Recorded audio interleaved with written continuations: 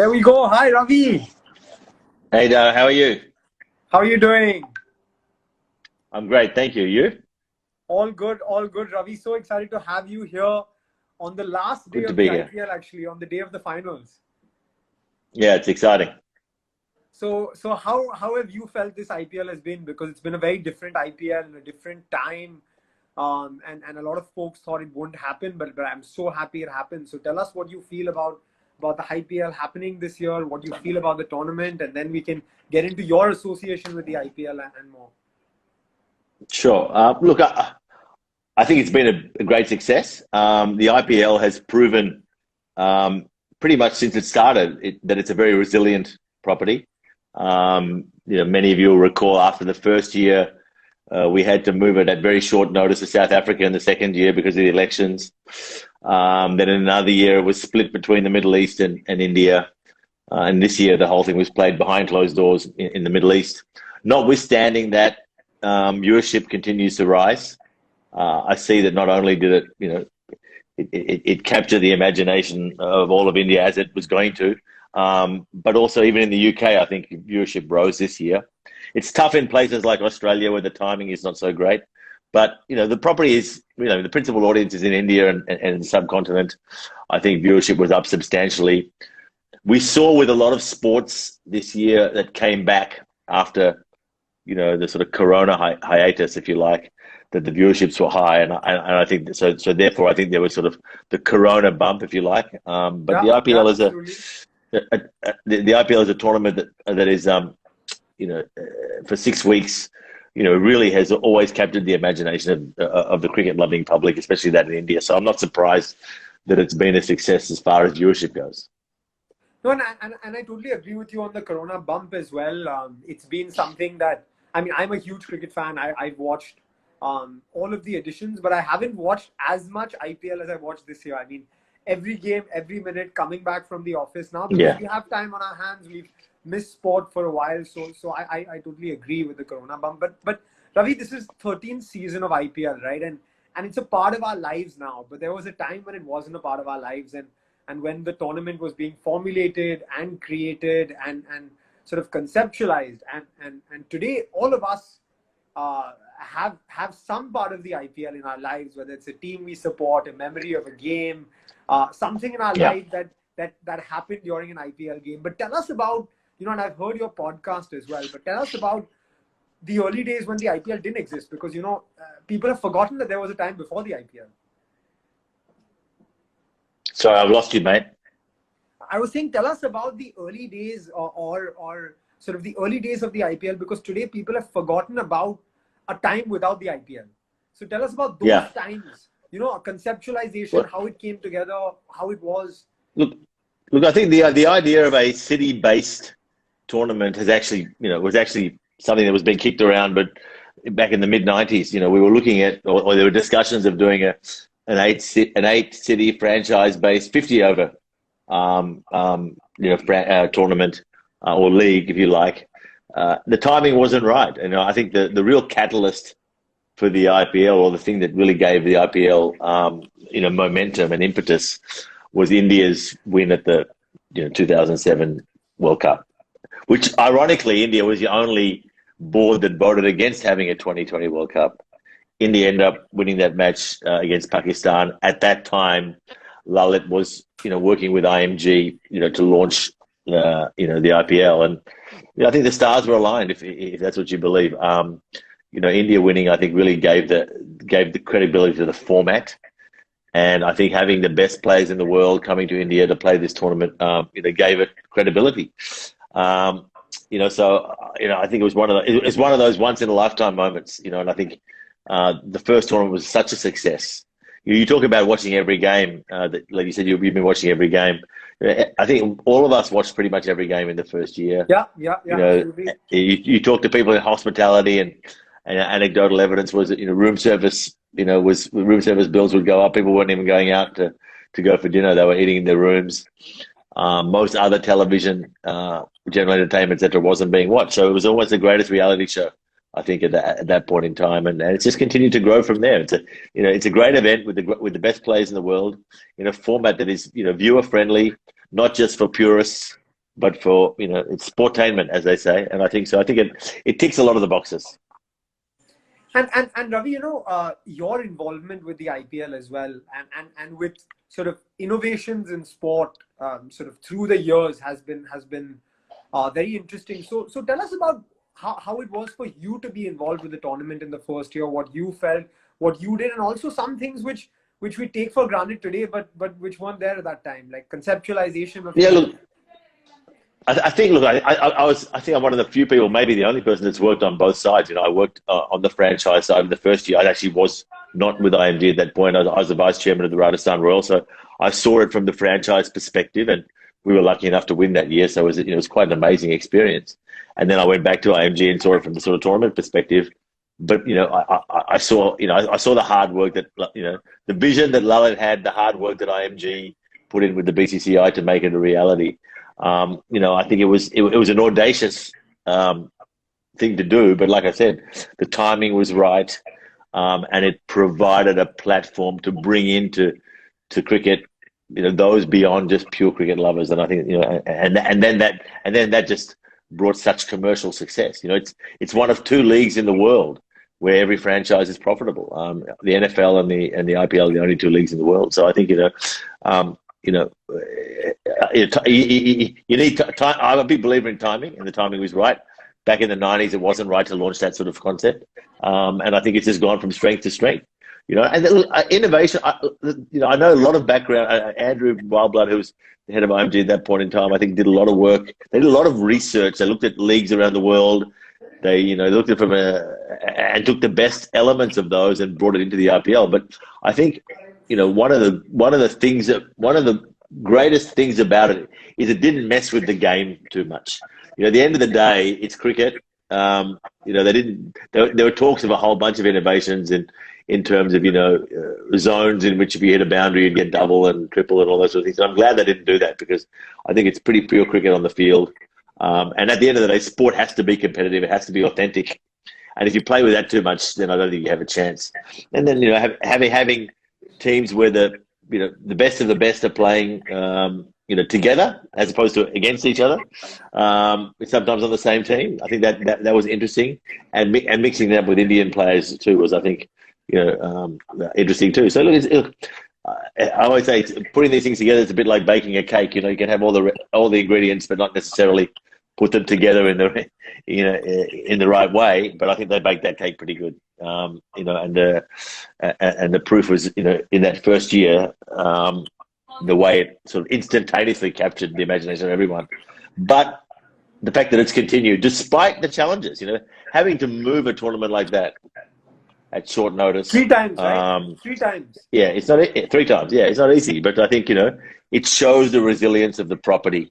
And I think this year, I was reading an article recently about the fact that the return of sport is a signifier of normalcy, and I think in this Corona year, notwithstanding that the IPL was behind closed doors and Formula E was behind closed doors and the AFL that just finished here was partially behind closed doors, I think at the end of the day, the reality is most of sport is consumed on screens anyway.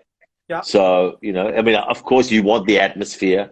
In the US Open, it was a bit funny watching the US Open, for example, without crowds. But at the end of the day, people are just happy to have their stars back on the court, back on the field, back on the pitch.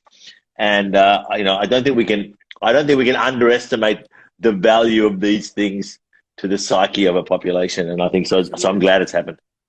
No, absolutely. And I know for me as a big sports fan, right, when there was no sport, I was just watching reruns and reruns and reruns of sports. And when it started, the excitement was like, 10 times more than the first game of a season. Yeah. But Ravi, I think one thing you said was the IPL was sort of the best of the best coming together, and you were part of the Rajasthan Royals team in the first year, and there were a lot of players who weren't so well known that became heroes in that first season, right? Swapnil Asnotkar, Kamran Khan. I don't know if they played the first season, but I remember these players very clearly.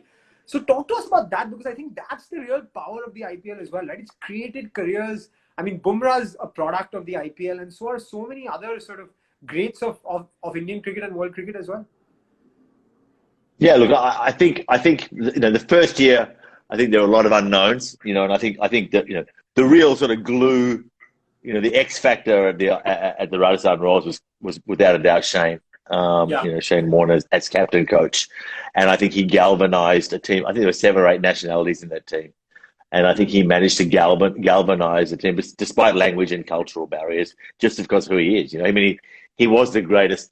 I think he was the greatest captain Australia never had, without a doubt. And I think that the decision to have him captain coach, he was the only foreign captain I think that year, was really the key.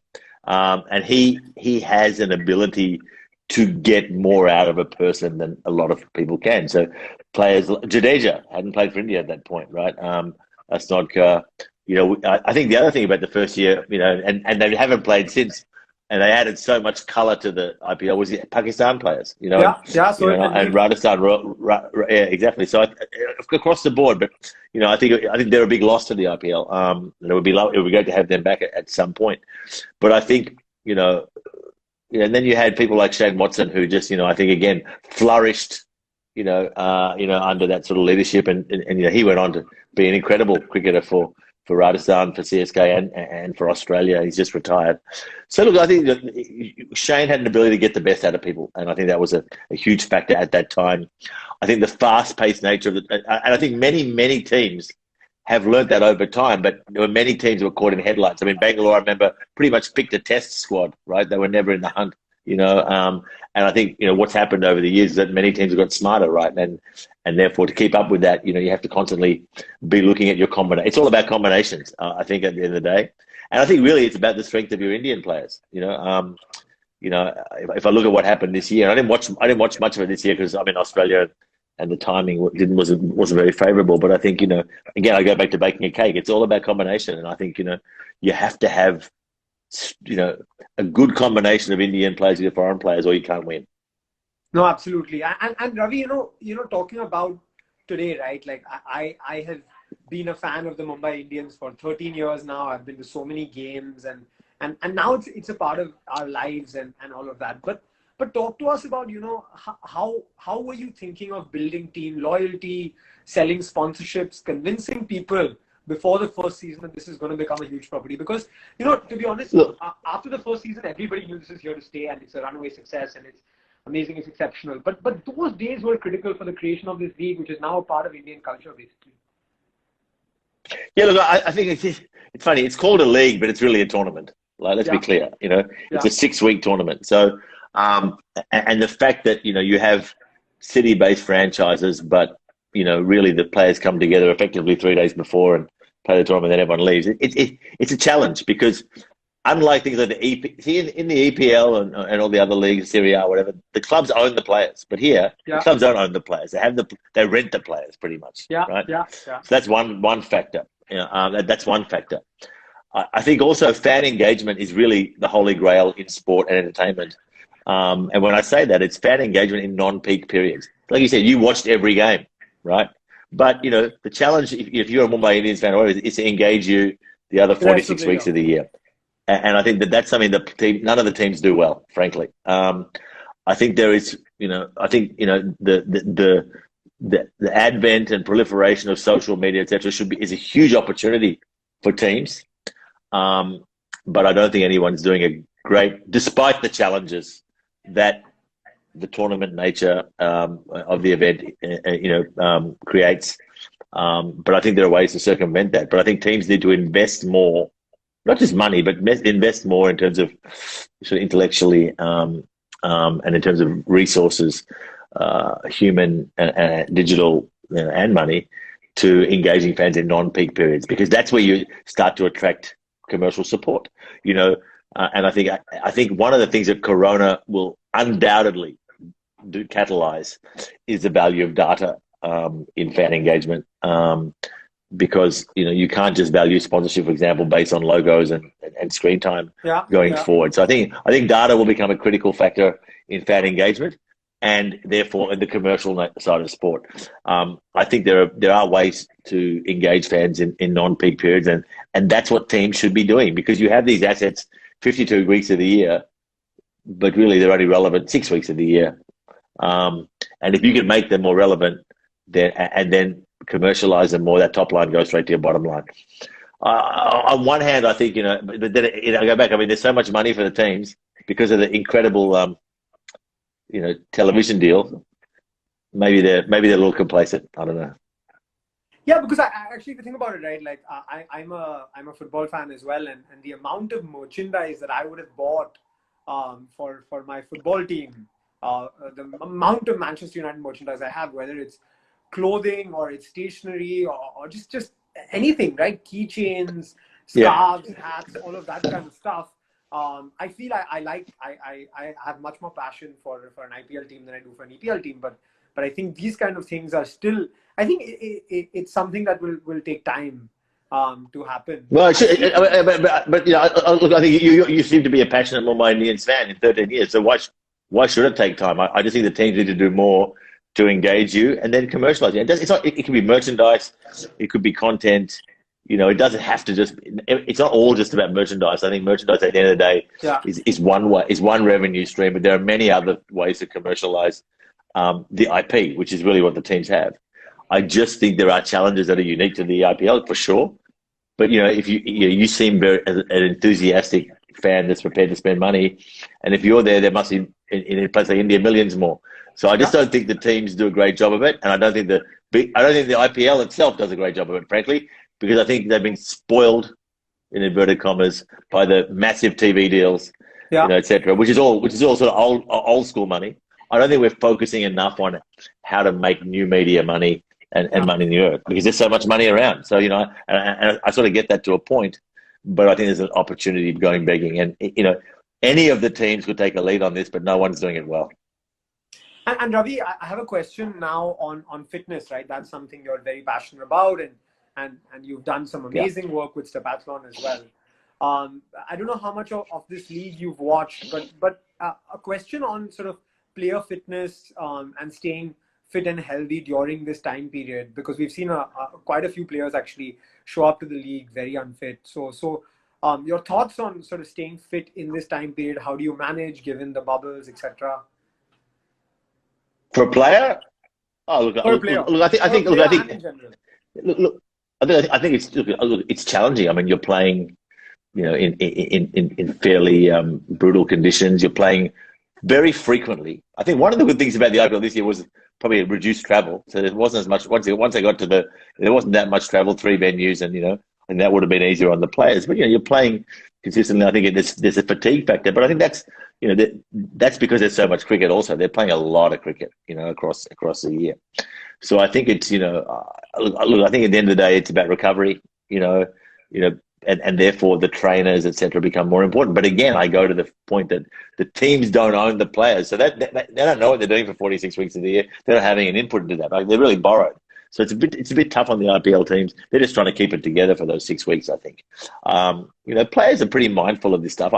I think cricketers are probably in some ways fitter than they've ever been, but in some ways, sometimes I think for a sport like cricket, it's you got to train the right way, and that comes down to the people that you surround yourself with. Like I said, ultimately the players are responsible, accountable to their boards, right?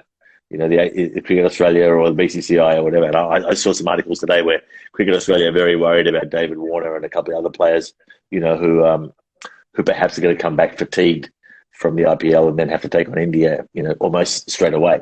There's not a lot of downtime in cricket now the way there used to be, so it's a challenge. But I mean, they get paid well. It's a job. I mean, everyone works 7 days a week, or 6 days a week, or 5 days a week, or whatever. We all do that. So that's just, that's part of the territory. So, I am empathetic to a point, and then at the end of the day, you can always go and get a desk job. Yeah. So Ravi, you have a good question from Sean. Actually, very interesting question, and I'm sure you will have some thoughts on it. Sean asked, "What's the tipping point between casual fans versus passionate fans, with the overlap of disposable income to spend on fan association?" I don't have any data, but I don't think there can be passionate fans. There's many passionate fans who perhaps don't have the disposable income to, buy every new kit that comes out or whatever. So I don't think it can be determined just by disposable income, levels. I mean, a lot of the guys or guys and girls that sit in the corporate boxes aren't necessarily passionate fans. They just have a lot of money and are able to go there. So I don't think income is necessarily a determinant factor. And I think actually, sport is, one of the things that moves the masses, and I think the masses are the ones that keep it alive, and the masses aren't the one necessarily that have the disposable income. So I'm not sure what the barometer is of that, but I think people like you seem to be a passionate fan if you're watching every game, and I think so I think there's such a qualitative factor in that, but I think it is important. Certainly, I look at Australia, AFL, which is the biggest thing here, the football. The numbers are very, very different things like the IPL, but there are lots of passionate fans, but they're not necessarily spending, big chunks of money. It's spending a reasonable amount of money, but everyone has limitations. And I think passion can also come with, like you said, history and legacy and all those sort of things. The clubs here are 100 years old. All the clubs in IPL are 13 years old. So that does take time. But again, you're also battling the fact it's a tournament. The AFL goes for 6 months, and most leagues go for a long period of time.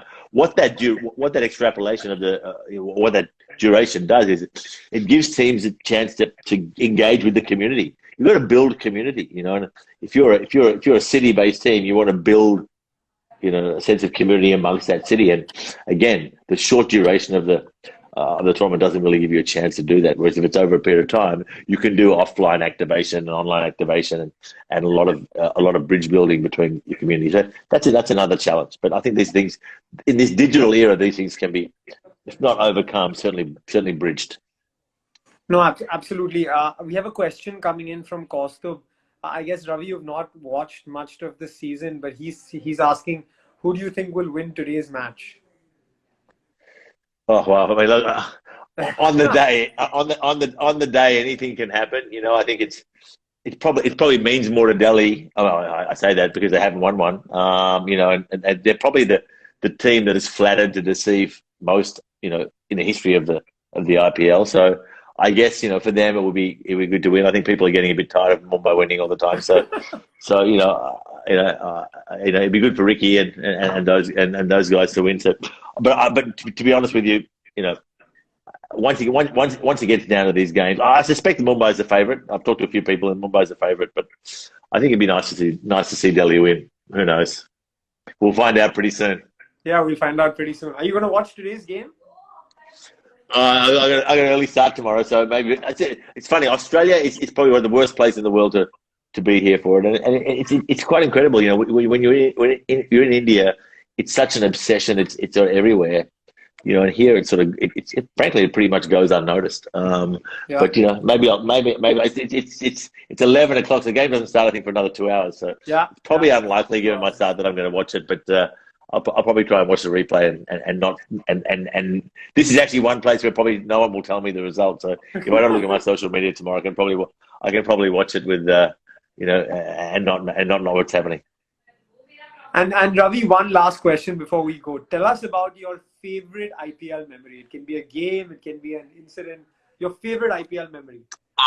I have so many from the first year, and I'll probably talk about that for a long time. But obviously, that last game and winning in the last ball of the last match, and I think that it was pretty much a fairy tale. The whole year was a fairy tale, and I think there were so many special bonds made in that year, and I think and frankly for me, the fact that Shane and I go back to our teenage years, and we've known each other for such a long time. So, and have done some work together in different avatars over the years. So to sort of be a part of that, with him and all the rest of the people that were there, Manoj and all, that was really the whole season was special.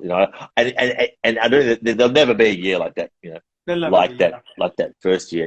But to be an insider, at that point, before all the anti-corruption stuff, you could sort of be inside, literally and metaphorically, in the dressing room, and to see it all sort of unfold, to be sort of part of the IPL side, and to see the way the whole thing was put together and came together.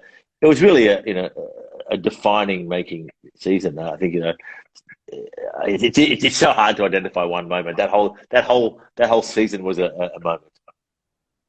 Beautiful. So Ravi, I mean, thank you so much for sharing your insights. Thank you so much for sharing so much about the IPL. I'm so sad the league is getting over, but I really enjoyed this conversation with you. Stay safe, stay healthy, and stay immunized. Thank you. Take care. Thank you. Take care. Bye. Hi guys, my name is Arjun Vaidya and I'm the CEO of Dr. Vaidya's. I hope you like what you heard.